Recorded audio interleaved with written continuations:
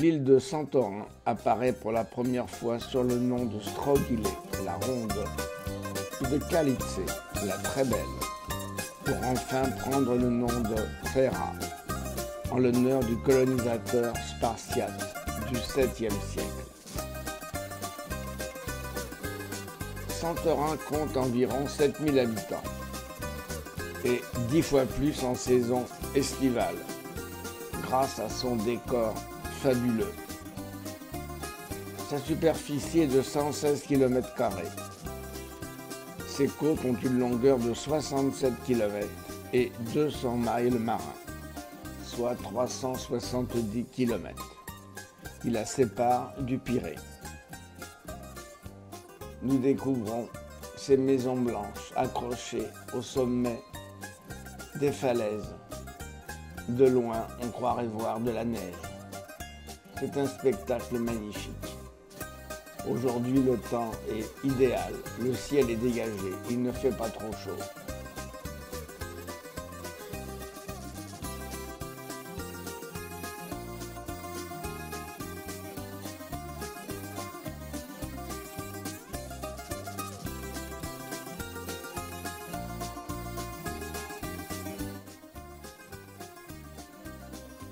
Santorin est prolongé par deux îles plus petites, Therasia et Apostronici. La liaison de l'île avec le Pirée est quotidienne, de même que la liaison aérienne avec Athènes. D'autres liaisons maritimes existent entre l'île et Héraclion, Rhodes et Mykonos, autres merveilles des îles grecques.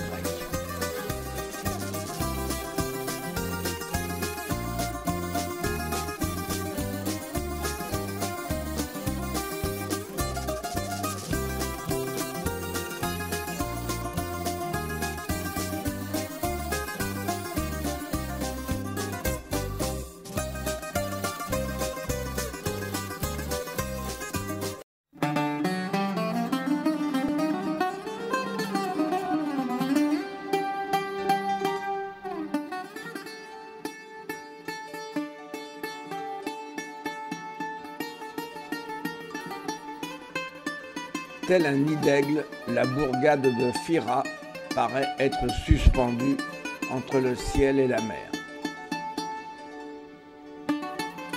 Nous admirons le style architectural unique de la ville, avec ses maisons blanches serrées les unes contre les autres, bâties au bord du gouffre, avec coupoles, balcons, terrasses. Les rues de la ville ne sont qu'une succession d'enseignes proposant des vêtements en coton, des poteries, des bijoux. Phira est aussi le siège de l'archevêché orthodoxe et catholique.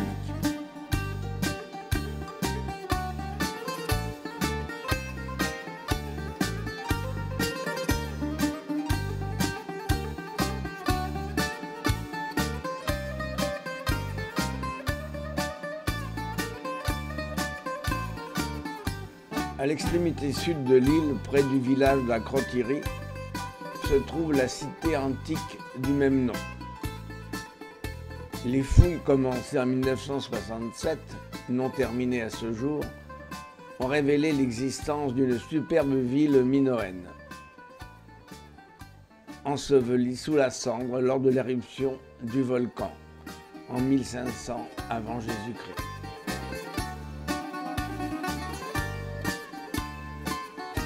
L'Adriana est maintenant à l'ancre et nous avons tout loisir d'admirer cette merveilleuse falaise de Santorin.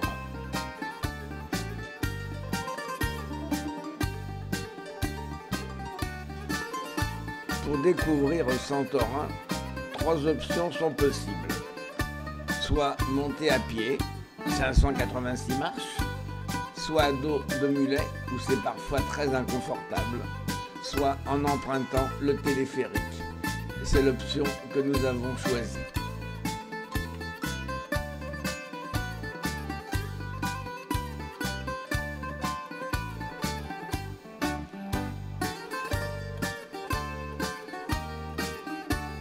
Nous découvrons l'ensemble des îles de Santorin, des maisons blanches aussi à la chaux, serrées les unes contre les autres.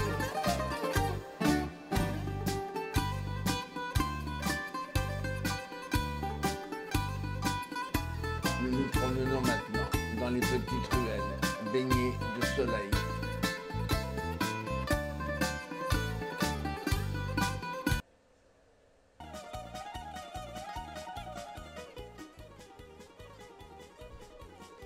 Nous avons une vue superbe sur la caldeira et notre Adriana qui est toute seule aujourd'hui à l'ancre. Il arrive parfois qu'à Santorin, il y ait 10 ou 12 bateaux de croisière qui sont en escale le même jour. Inutile de vous dire le monde qui doit circuler dans ces petites ruelles.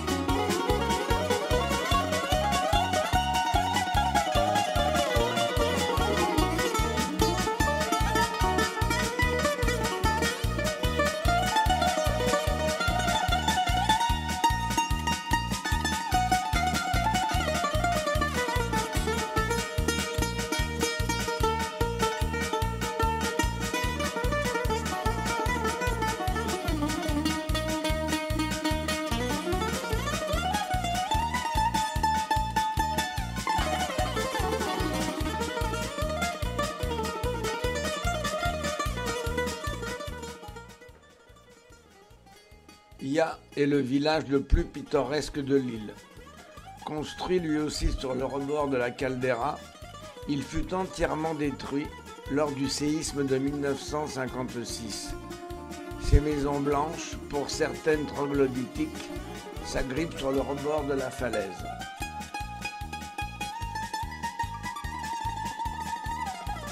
Nous retrouvons ici l'atmosphère cycladique traditionnelle.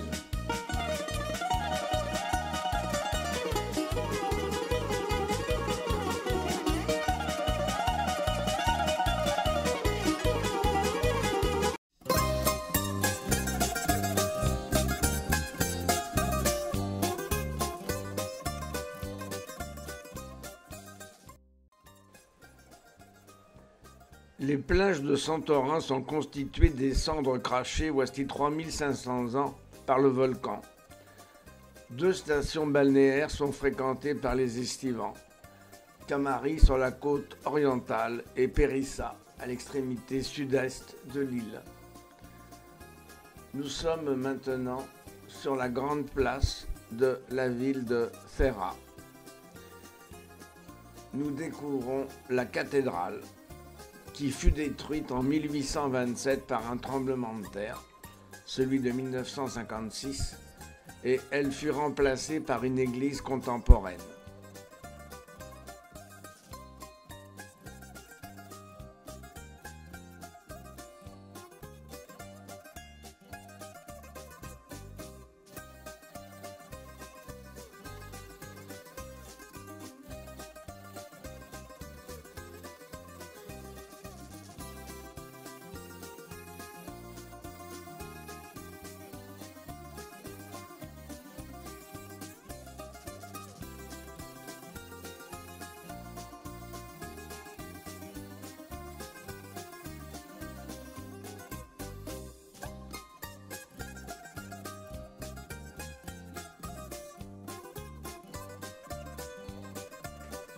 Nous nous faisons un plaisir de jouer les guides auprès des amis que nous avons rencontrés au cours de notre croisière et de leur faire visiter ce que nous avons découvert avec ravissement il y a 2 ans.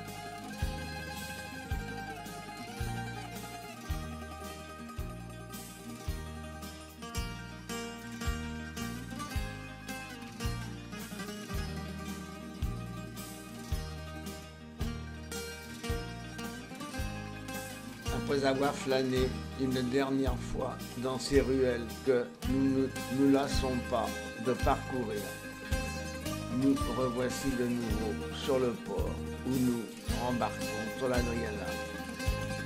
Notre merveilleuse escale à Santorin se termine